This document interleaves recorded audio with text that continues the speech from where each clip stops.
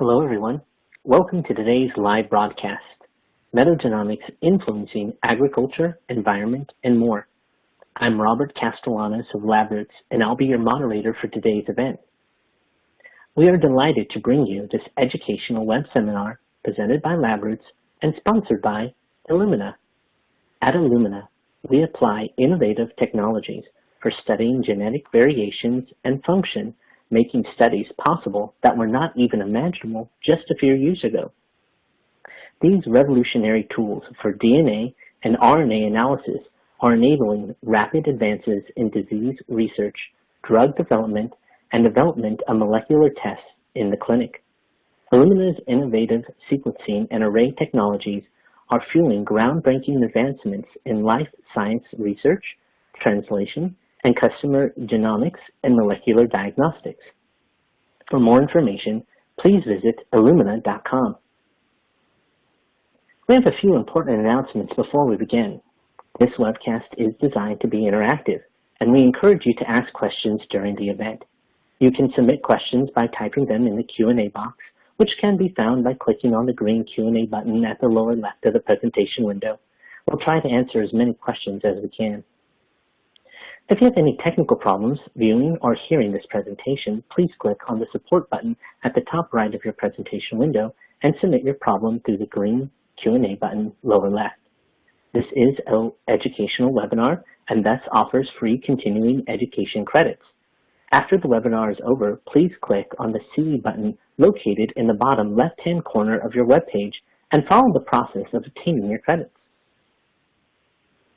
I would like to now introduce today's speaker, Dr. Clotilde Teiling. Over the last 4 years, Dr. Teiling has served as a marketing manager specializing in microbiology at the Illumina headquarters in San Diego, California. She has begun her career as a research scientist in Afrimatrix with a degree in biology from the University of Denver and spent many years in product development. Additionally, in the last 7 years, Dr. Teiling has been in marketing roles where she developed special interest and focus on microbiomes and metagenomics. I will now turn it over to Dr. Teiling for a presentation. Thank you. Thank you for joining me today. Our subject today is focused on how metagenomics is changing the way we study culture, agriculture, the environment, and everything around us.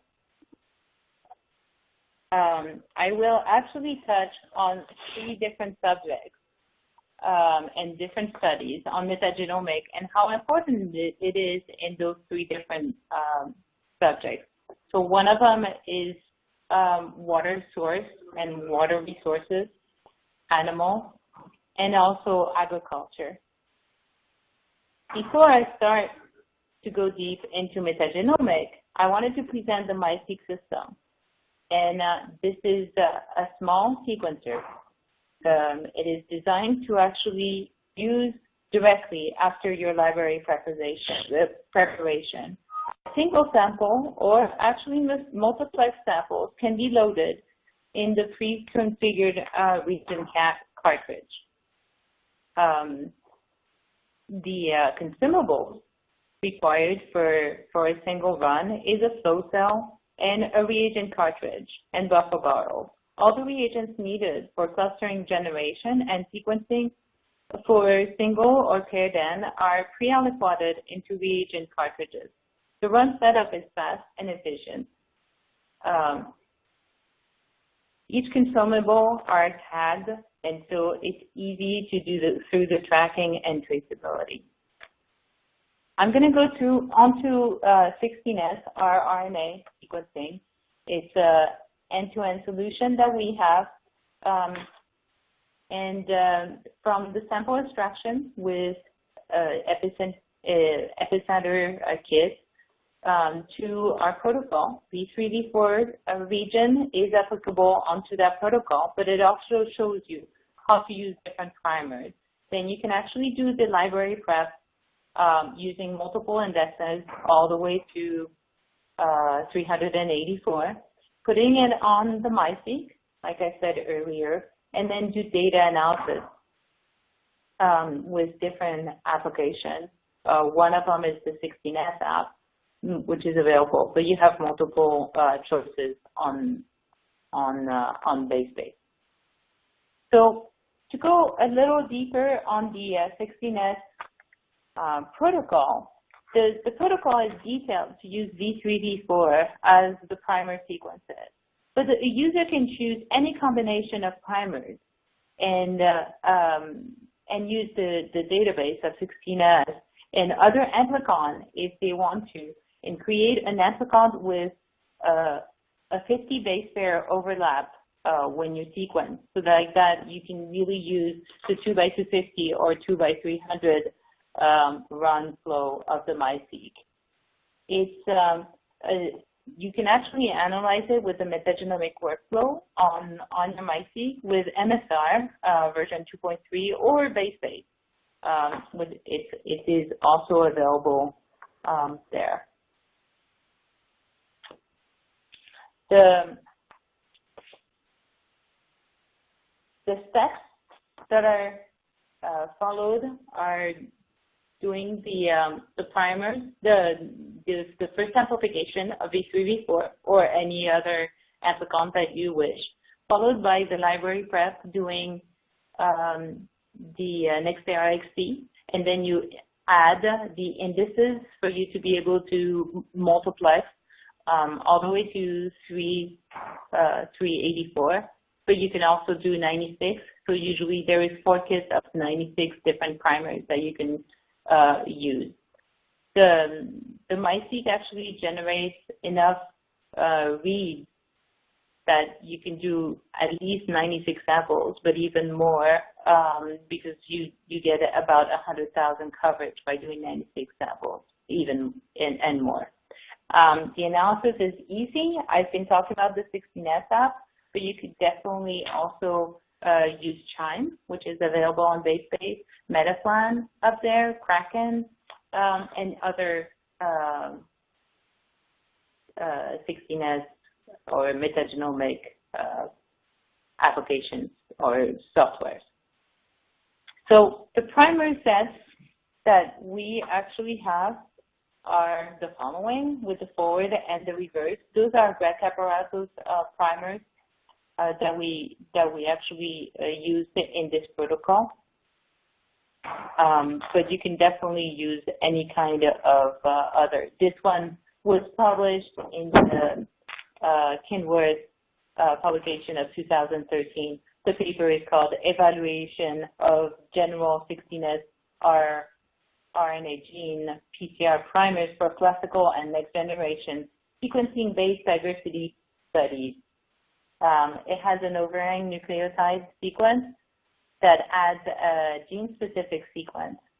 And the full length of the primer sequence use the standard IU-PAC nucleotide nomenclature to follow the protocol of the targeting this region. So you can definitely use your locus-specific sequence, and all you would have to do is add the overhang adapter to them. This is very well explained in the protocol. The first PCR, which is the locus-specific PCR, will actually do the following, right? It attaches to the genomic DNA and then amplifies it. It's actually a very small cycle PCR. Then you have a second round PCR with the Nextera index primer to get your final product for you to be able to put it on the MiSeq system. But regardless of your study, really, when you're doing metagenomics, you're always asking the same question. The first one is, what type of microorganisms are present? Then the second question is always, how abundant are they? And then the next question is, well, what's their function? What are they doing? How are they influencing other microbes in this environment or in human health? And then how does the environment change structure or function of the organism it's on? So it doesn't matter whether it's soil or water. There's always the same questions that come up, or human health. So a metagenomic project always starts by 16S. You really want to know the relative abundance of the classification and the high resolution phylogeny. But then the next step is always, wait a minute, I want to do a shotgun metagenomic run so that I can see the gene expression analysis and the functionality of those microbes that are there. And then that's not even enough because those are just the DNA. You might want to go to metatranscriptomics because you want to see the RNA that is produced in that sample and then come up with a signature profile to a specific environment that actually changes every single time depending on what is happening in the environment. And then another way to look at it is with long-read scaffolding. So I'm not going to go really deep into this, but by adding another kit called TruSeq long reads, for example, you could definitely define some peculiar bacteria in your sample and be completely set on how it's set up and how it looks. So a metagenomic study is not only 16S, is what I really wanted to say. So I'm going to talk about this project that was done a while ago with IUPUI on water sources. Eagle Creek Reservoir is a drinking supply for Indianapolis in Indiana. This area or this reservoir actually experiences a seasonal blooming of cyanobacteria in the reservoir. And subsequently, the drinking water of Indianapolis, of Fishers, exactly, Indiana, it has this unpleasant taste and odor. And you can taste it. And so we were trying to find the association between the algae blooms that is happening in that reservoir and maybe the microbial population that makes a huge differences. In collaboration with Indianapolis University at the Purdue University Indianapolis, so it's IUPUI for short, we made this study and looked at the local water to really find what is the microbial composition of this. So the samples were collected through a good part of the year at various dates, depths, and location within the reservoir to understand what microorganisms are present and what is happening post the treatment of algicide. So every year in June, actually May or June, there is an algicide treatment to get rid of those cyanobacteria and how it affects the environment. So when we looked at the data, you can actually already see a dip, right, in July at the bottom of the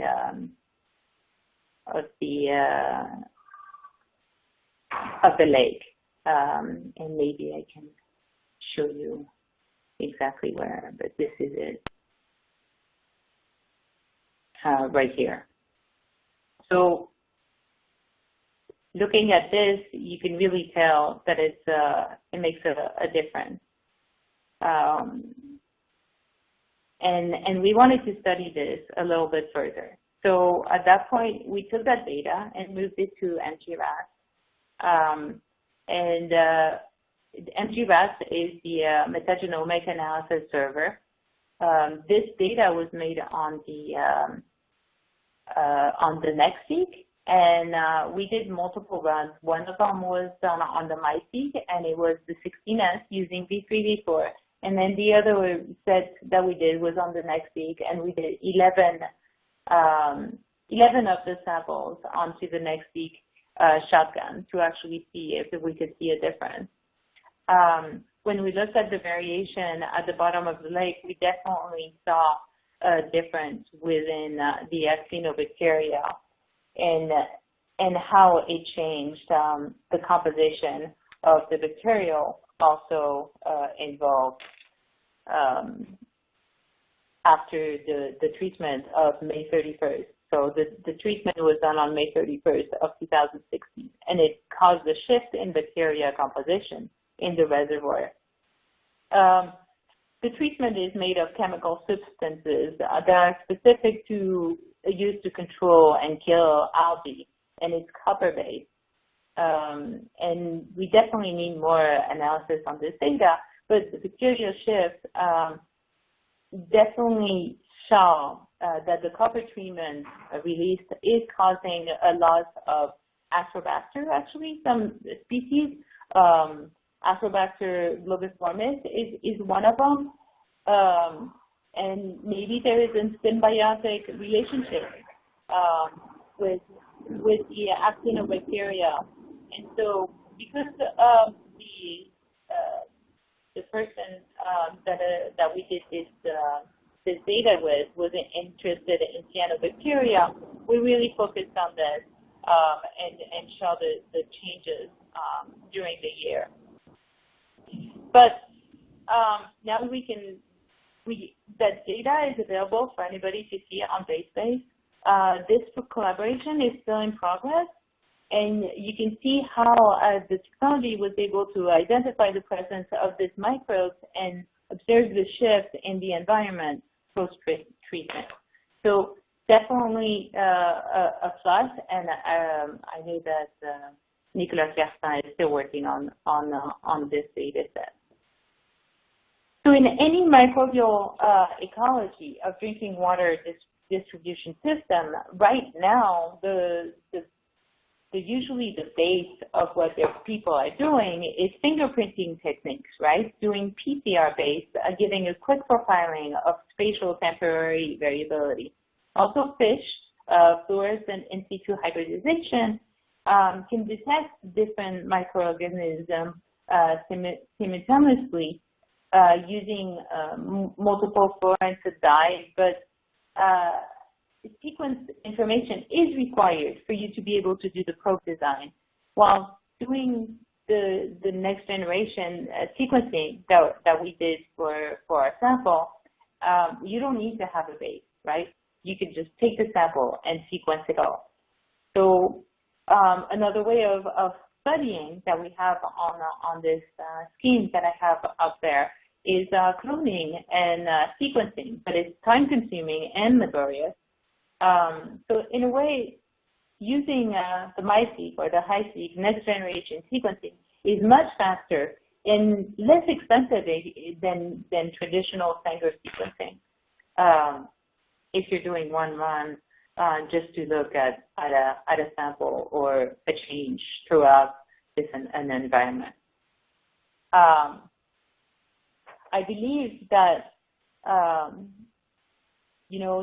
the quality of water is something that is very important, and NGS should be considered or will be considered as a standard approach in environmental microbial research soon, because the quality is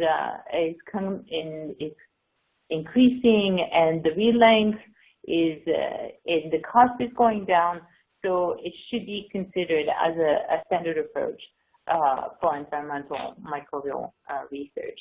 Definitely something that needs to be done in drinking water distribution, especially when you can taste it. So now I'm going to go into a different approach, which is metagenomic and animals. I'm going to present two different papers on there. One of them is how the microbiota of piglets actually really influence Glasser's disease. So Glasser's disease is an infectious disease of pig, and it's characterized by a combination of different bacteria. And this paper that I have right there used 10 piglets from each of the farm, from different farms, 7 farms, over a period of 3 to 4 weeks. They did 16 srRNA and used it and ran it on the MiSeq. To do the analysis, they used the Chime software. And they were looking at the UTUs at the genus level to see the expressed OTUs in piglets from control farms, and to see if there was differences between the ones that were diseased or not. This paper really show how it can be applied to any kind of metagenomic study. It really showed the difference of the bacterial communities between the piglets that were sick and the ones that did not get it. You can definitely see a gain in proteobacteria and the loss of firmicutes when the animal had the disease. And so it really helps characterize, the strains that are abundant when you have the disease versus not. And it could be a useful tool for a non-invasive prognostics tool in those farms, for example. So that's one way to really look at how to utilize this in agrogenomics. And it's devastating to have those piglets, but it costs a lot of money to those farms when those piglets actually get it, and it's very highly contaminated. It actually propagates very, very fast. Another paper that actually is very interesting is the analysis of an outbreak of bovine tuberculosis in beef cattle and in white-tailed deer. So to look at this paper, they did a lot of genotyping of isolates. So at that point, they're actually sequencing the whole tuberculosis genome. So they're doing whole genome sequencing of the tuberculosis in this paper. And in the cattle and in the deer, and they're trying to determine whether the deer are the ones that are passing it from one cattle set to another one. So whole genome sequencing really confirmed the introduction of the infection into Minnesota, and they looked at it and saw very little divergence. When they did this sequencing, they did 19 isolates and covered 2 different sites within the same animal, from 10 different animals and 4 deer, 6 cattle that were sequenced. 8 of the animals had no detectable SNP differences between the sites, and 2 of the animals, however, saw differences in the TB. So TB is a very highly conservative bacteria. So the way they had it set up is they did the whole genome sequencing DNA isolation first, and then they did the Nixera XT, so you can multiplex onto your MiSeq or mini-seq, and then sequence it on the MiSeq and do the data analysis. They looked at different, at that point you can actually use SPADE as an assembler and then see the differences, map them back one onto the other. The conclusion of this paper was very interesting because there is no strong correlation between the pairwise genetic and the geographic distance. So they couldn't really tell whether the bovine and the deer really shared the same TB. The one in Mexico, though, definitely differed from the ones in Michigan, and also from the ones in Manitoba. So it's a nice paper. It really explains how they really looked at those isolates and mapped them back one to the other. Looking at another way to look at a metagenomic in agriculture is it's an interesting paper on the evaluation of corn oil as an additive to pre-enrich Salmonella enterica from oregano. So foodborne outbreaks of Salmonella have been monitored by the FDA and the CDC and the public health labs all over the U.S. Quite a lot in the past I want to say 3 years at least.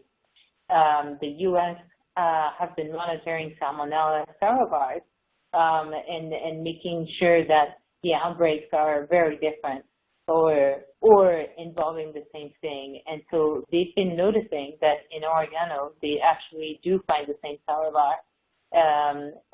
They found a linked outbreak with cracked pepper coating on salami products and made a huge difference. So this paper is actually really showing that by using pre-enrichment, you can find Salmonella from oregano in a shotgun approach. So this is the third approach that I wanted to show you today, which is just doing shotgun and so sequencing it all, not specializing the way we did for 16S. This time we just put everything in and sequence it all. This paper is really to develop a better, more efficient method in isolating Salmonella from oregano and spices and be able to detect it earlier in very small quantities. Because that's one of the issues, is that you can't really tell it's there because it's in such a small quantity. So when you look at the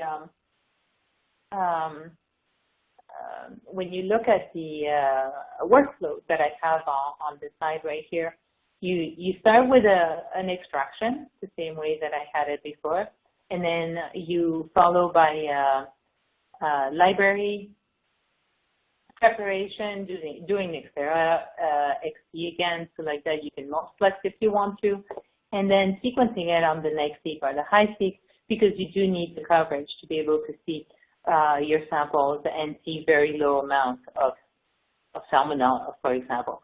And then different ways of doing analysis.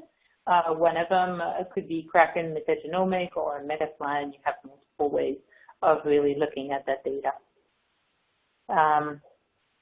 So this is what I have, and I think that online we have a question. Yes, thank you so very much for your presentation. We do have a couple of questions here lined up. And before we get started on the question and answer session, I would like to remind our audience how to submit questions.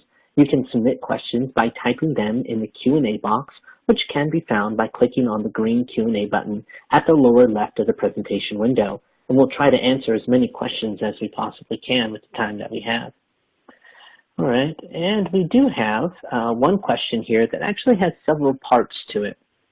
So the first part is, in the water metagenome analysis, how was the annotation of the sequencing results done?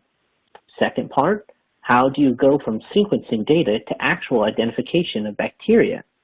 And then the follow-up, is that all done with base space? That's a very good question. So for the water sample that we've done, I did not do this in base space. I actually moved it in MGRAS. And if you go to the MGRAS website, it really is friendly for people that are not bioinformatician like me. And it really takes the data. So it takes all your FASTQ files. You have to import them into MGRAS. And it also asks you for all the metadata. So if you have dates or, depths, for example, that's what I had in my, you actually import this. From there, the MGRAS does take your data and probably blast it through the database that they have in there, and then at that point give you a gene list. So you do have you can look at it through bacterial list. So you have a bacterial list, and it gives you also the abundance of them. And then you also have a gene list. So it really has the pathways for you laid out in there. So I would definitely tell you to go through MGRAST for a first project. BaseSpace does have some apps that do this for you. So one of them that I mentioned is Kraken, but it's not as proficient as MGRAST is. Kraken is one of them. Then you would have to really look at the data a different way. And another thing is once you have put it through Kraken, you can definitely also try to use Proca as another step within your analysis. But you have different ways of looking at it. The one that I did for the water, I did it through MGRAST. Perfect. Thank you so very much. I do have one final question here for you. What Illumina product is the best for combination Argic products that produce salmonella infections? So to look at salmonella, the best way is to follow the FDA and the CDC protocol. They are doing it through, sorry, they are doing it through isolation. So they do a culture first. If you go to the FDA website, you should be able to find it, actually, the MyC protocol. It is available for everybody.